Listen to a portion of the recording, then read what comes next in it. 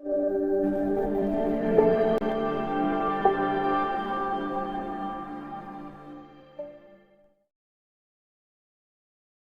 हिंद दोस्तों। आज हम भारतीय राज्य व्यवस्था के अंतर्गत चैप्टर 32 राज्य मंत्री परिषद के बारे में समझेंगे। State council of ministers. देखिए, हम लोग केंद्र सरकार के बारे में भी पढ़े थे, जिसमें हम लोग पढ़े थे केंद्रीय मंत्री परिषद। ठीक है, वैसे ये है राज्य मंत्री परिषद। दोनों में बहुत ही कम अंतर है, केवल लगभग अनुच्छेद का ही अंतर होगा, बाकी लगभग सारी चीज़ें सेम है। ठीक है, तो हम लोग इसको तुरंत तुरंत पढ़ेंगे। ठीक है, ताकि इसको बस एक आपको ध्यान में रखना है कि जो केंद्र और राज्य में क्या अंतर है। बाकी आपका जो कॉन्सेप्ट है वही कॉन्सेप्ट आपका केंद्र में भी था, जो अभी यहाँ पे राज्य में रहेगा। ठीक है। देखिए, भारतीय संविधान केंद्र के समान राज्य राज्य में भी संसदीय व्यवस्था का उपबंध करता है, यानी कि यहाँ भी एक संसदीय व्यवस्था रहेगा जैसे कि केंद्र में था। राज्य की प्रशासनिक व्यवस्था, वास्तविक कार्यकारी कौन रहेंगे? ये मंत्रिपरिषद का जो मुखिया मुख्यमंत्री रहेंगे। उसके बाद से देखिए, ये अनुच्छेद 163 हम लोग मुख्यमंत्री के बारे में पढ़े थे, लेकिन अब हम लोग को यहाँ भी पढ़ना है वो चीज़, क्योंकि ये मंत्रिपरिषद के बारे में अब पढ़ रहे हैं। ठीक है, तो मंत्रिपरिषद जो है ना, वो राज्यपाल को सहायता और सलाह देने के लिए ये अनुच्छेद 163 में बताया गया है। ठीक है, कि एक मंत्रिपरिषद होगी जो कि राज्यपाल को सलाह देगी, उसकी सहायता करेगी। ठीक है, देखिए 163 के अंदर ही है, मंत्रियों के द्वारा दिए गए जो परामर्श है ना, उसकी प्रकृति कैसी होगी। तो आप याद रखना, जैसे कि हम लोग राष्ट्रपति के लिए देखे थे कि वो बाध्य होता है, इसी प्रकार से यहाँ पे भी वो बाध्य होता है राज्यपाल के लिए। ठीक है,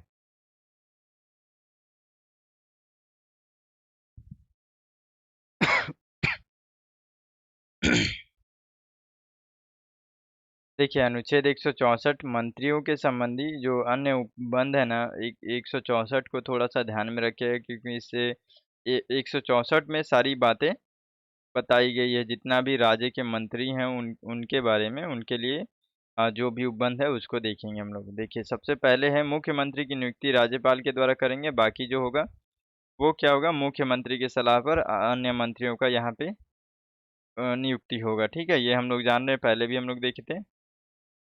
लेकिन उसके अलावा एक चीज़ और होगा। देखिए, छत्तीसगढ़, झारखंड, मध्य प्रदेश और उड़ीसा में अन्य कार्यों के अलावा, ठीक है, ये तो हो ही गया, लेकिन जनजातियों के कल्याण हेतु एक पृथक मंत्री भी होगा, उसके लिए भी एक अलग से मंत्री रहेगा।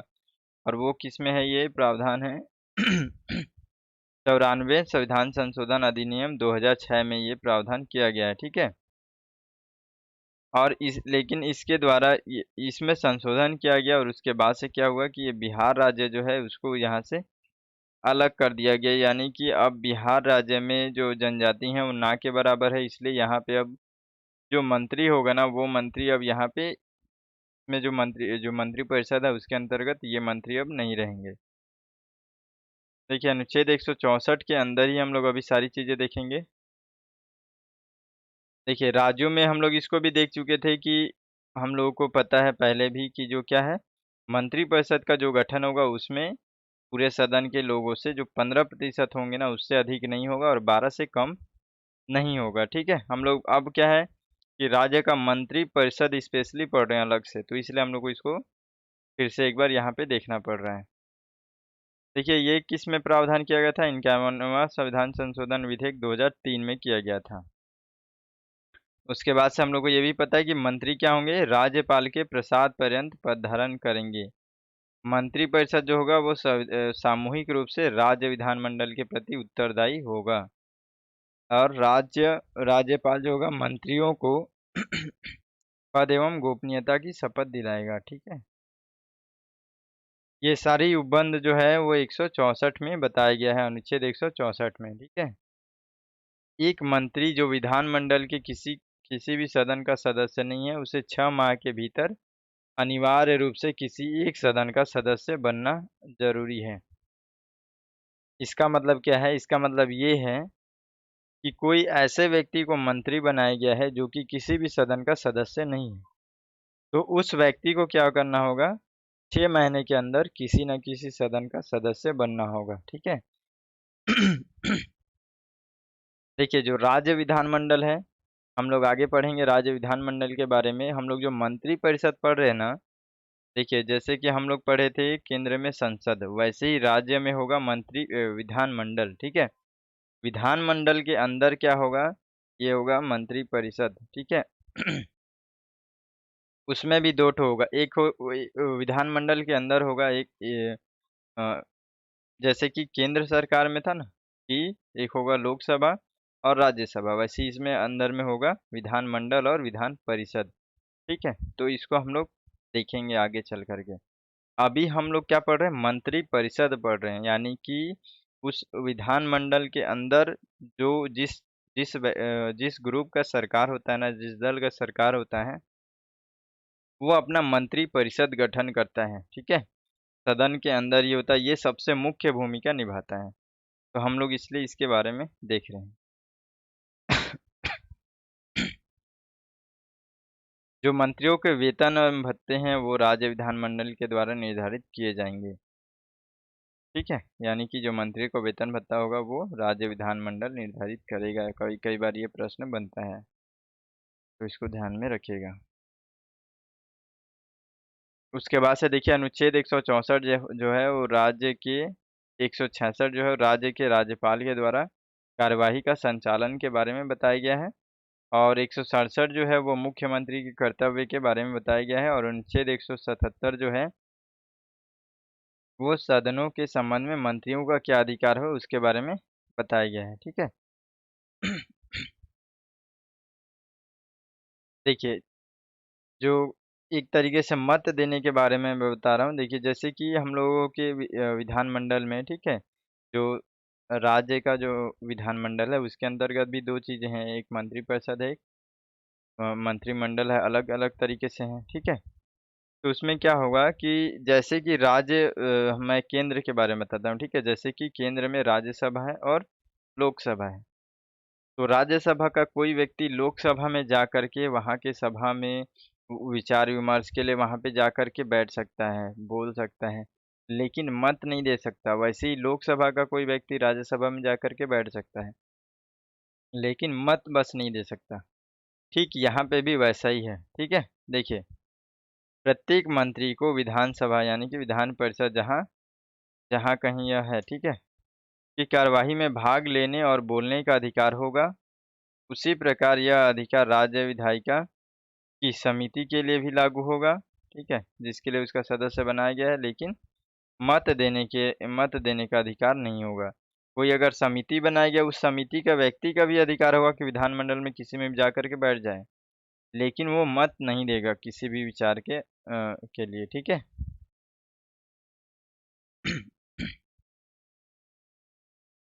देखिए अब मंत्रियों का नियुक्ति कैसे होगा ये हम लोग पहले भी जान रहे हैं कि क्या होगा। जो मुख्यमंत्री होंगे, मुख्यमंत्री के सलाह पर क्या करेंगे, राज्यपाल जो होंगे वो मंत्रियों की नियुक्ति करेंगे, ठीक है। ये भी हो गया है।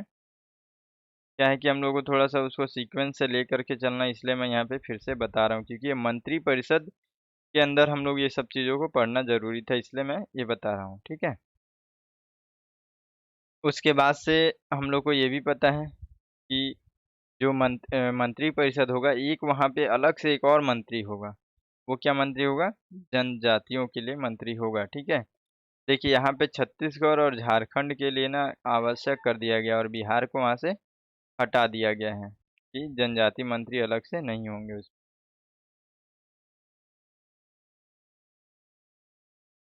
देखिए मंत्रियों की नियुक्ति के अंतर्गत हम लोग ये भी देखेंगे कि सामान्य उसी व्यक्ति को बतौर मंत्री नियुक्त किया जाता है जो विधानसभा या विधान परिषद में से किसी एक का सदस्य हो। लेकिन कोई भी यदि सदस्य बन जाता है तो वो क्या होगा, 6 महीने के बाद से वो फिर से उसको एकदम अनिवार्य है, ठीक है। किसी भी तरीके से हो, चाहे निर्वाचित हो चाहे मनोनीत हो, लेकिन उसको मंत्री बनना ज़रूरी है। यदि अगर वो नहीं बनता है तो उसका समाप्त हो जाएगा। मंत्री को नियुक्ति के अंतर्गत हम लोग इसको बार-बार देख रहे हैं, बार-बार ही आएगा, क्योंकि हम लोग पहले केंद्र में भी समझ चुके हैं तो हमारे लिए आसान हो गया है। लेकिन ये है कि अब हम लोग का ये कॉन्सेप्ट क्या है, अच्छे से दिमाग में बैठ जाएगा।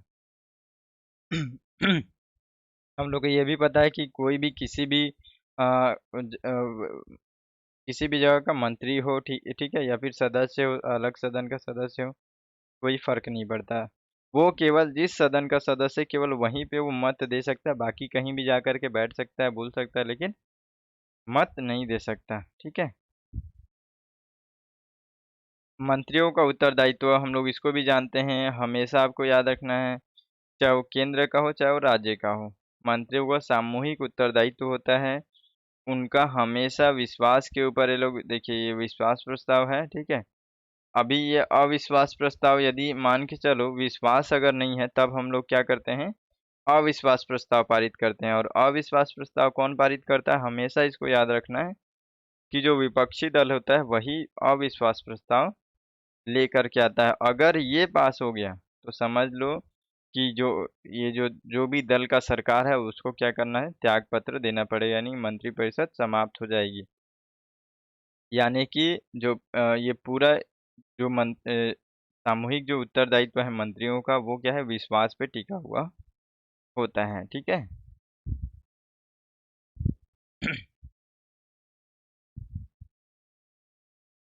देखिए मंत्रिपरिषद का अब गठन यहाँ पे थोड़ा सा हम लोग समझ लेते हैं। मंत्रिपरिषद का गठन कैसे होगा, हम लोग एक बार देखे थे ना, उसमें केंद्रीय मंत्रिपरिषद में देखे थे 3 स्तर होता है। एक होता है कैबिनेट मंत्री, ठीक है, कैबिनेट मंत्री होता है, कैबिनेट मंत्री के बाद राज्य मंत्री होता है, राज्य मंत्री के बाद से एक होता है उप मंत्री। ठीक है। तो इनके बारे में हम लोग देखे थे, सेम ऐसे यहाँ पे भी है, उनके बारे में थोड़ा सा हम लोग देख लेते हैं। देखिए संविधान में राज्य मंत्रिपरिषद के आकार एवं मंत्री के पद को अलग से विचार नहीं किया गया है, लेकिन फिर भी जो केंद्र है उसी कॉन्सेप्ट पे रखा गया है। ठीक है। और ये कौन, इसका जो भी इसका निर्माण करेंगे वो है मुख्यमंत्री। उसके बाद से देखिए केंद्र की तरह ही राज्य मंत्रिपरिषद के भी 3 वर्ग होंगे। एक होगा कैबिनेट, ठीक है, कैबिनेट होगा, फिर राज्य और फिर उपमंत्री होंगे। उनके पद, विशेष भत्ते वगैरह ये सारी चीज़ें क्या होंगी उसमें, परफेक्टली नहीं है लेकिन अपने हिसाब से वो लोग निर्धारित करके रखते हैं पद के हिसाब से। ठीक है। और जो इसमें मुख्यमंत्री होगा वो क्या होगा, सबका प्रधान होगा। ठीक है। देखिए सबसे पहले अब हम लोग देखेंगे कैबिनेट मंत्री के बारे में। कैबिनेट मंत्री के लिए राज्य सरकार के महत्वपूर्ण विभाग जैसे कि गृह, शिक्षा, वित्त, कृषि, ये सब होंगे। ये सभी के कैबिनेट के सदस्य होते हैं और उसकी बैठक में भी वो लोग भाग लेते हैं, नीति निर्धारण वगैरह सारी चीज़ों में महत्वपूर्ण भूमिका निभाते हैं। ठीक है। ये इनका जो जिम्मेदारी होगा वो संपूर्ण मामले में, यानी कि पूरा राज्य सरकार का जो भी काम है, ये सबसे मुख्य ये पार्ट है। ठीक है। ये कैबिनेट जो मंत्री होते हैं ना, सबसे मुख्य हैं ये नहीं लोग सरकार में। ठीक है। उसके बाद से देखिए राज्य मंत्री। राज्य मंत्री को या तो स्वतंत्र प्रभार दिया जा सकता है या फिर कैबिनेट मंत्री के साथ संबद्ध किया जा सकता है। यद्यपि वे कैबिनेट के सदस्य नहीं होते हैं, ये याद रखना है, और ना ही कैबिनेट की बैठक में भाग लेते हैं जब तक कि उनको विशेष रूप से ना बुलाया गया हो। उसी के बाद से फिर अगले हैं ये उपमंत्री। उपमंत्री के ये उपमंत्री जस्ट क्या होता है, राज्य मंत्री के बाद आते हैं। ये लोग क्या करते हैं, इन्हें स्वतंत्र प्रभाव नहीं दिया जाता है, और कैबिनेट मंत्रियों के साथ ये प्रशासनिक, राजनीतिक एवं संसदीय कर्तव्यों के सहयोग के लिए संबंध किया जाता है इनको, यानी कि सहयोग के रूप में लोग काम करते हैं, और ये भी कैबिनेट के सदस्य नहीं होते हैं और ना ही इसमें भाग लेते हैं। ठीक है।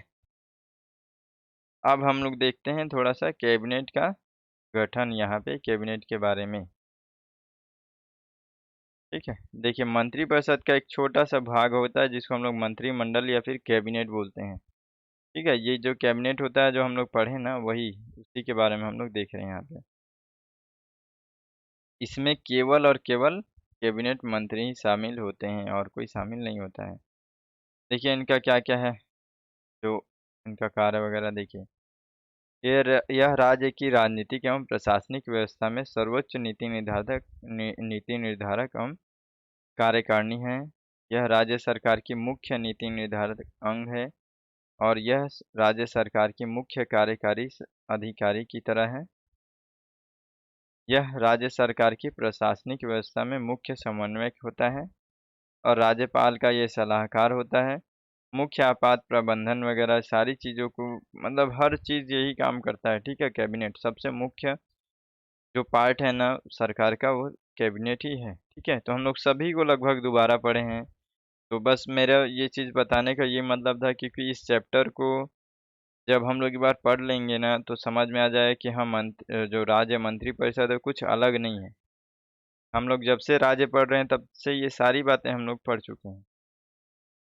तो ये चैप्टर यहीं पे समाप्त होता है, फिर अगले वीडियो में मिलेंगे। तब तक के लिए जय हिंद।